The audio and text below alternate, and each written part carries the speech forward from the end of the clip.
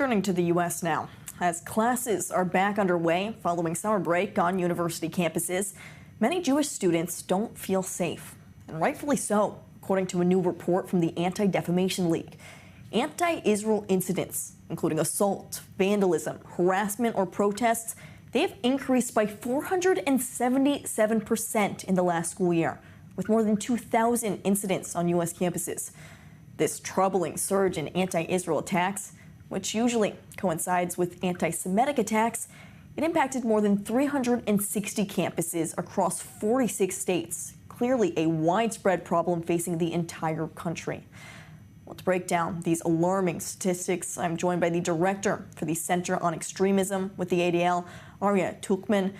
Aryeh, we are seeing these frightening numbers, but I can't say they're necessarily surprising considering everything we did see on college campuses last year. So for you specifically, I'm curious if anything stood out.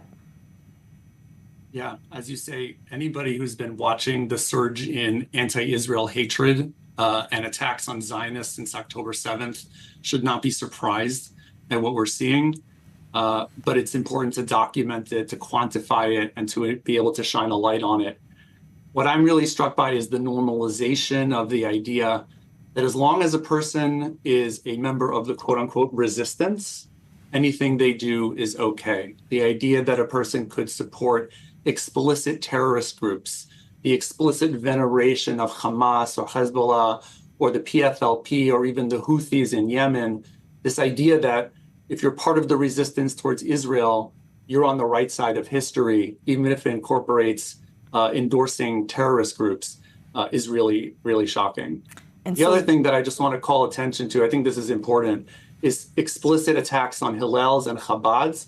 These are the institutions on campuses that enable Jewish students to feel comfortable and to live Jewish lives.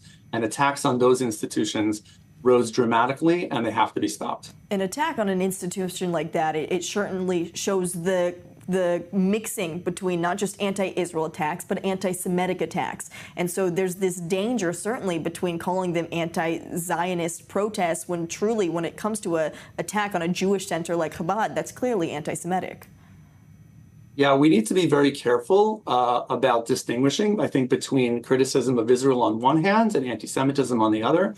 But there is no question that in a very large number of cases, what we are witnessing here in these attacks on Israel and this anti-Israel activism is absolutely crossing the line into anti-Semitism. And specifically when you're going after Hillels and Chabads or any other ways for Jewish students to maintain their Jewish life on campus, that absolutely crosses the line.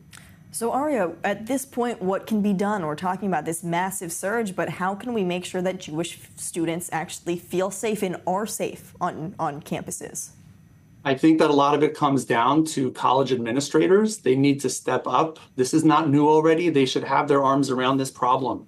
They need to update their codes of conduct. They need to make sure that those codes of conduct are enforced. And they need to take BDS off the table. They can't make it seem like these protesters will get what they want. And they need to state full-throatedly that when anti-Israel activism happens on campus, that is not okay if it results in Jewish students feeling uncomfortable and unsafe.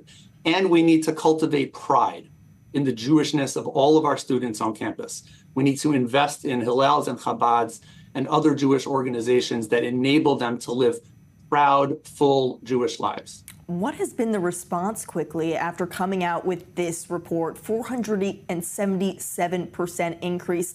Have people been surprised by this type of a statistic? I don't think people have been surprised. I think it's important to quantify it because only by quantifying it and showing where in the country has it been happening will we be most able to fight against it. But again, anybody who's been watching this, these should not be surprising statistics. I think in the coming days, we're going to see more and more college campuses and specifically administrators hopefully be put on the hot seat and need to respond to the findings that we have here and in the other reports that ADL has been issuing. Well, and certainly when we see this happening at 46 states on college campuses across the country, it certainly seems like a widespread problem. Aryeh Tuchman, thank you for breaking down this latest report from you and the ADL. My pleasure. Thank you.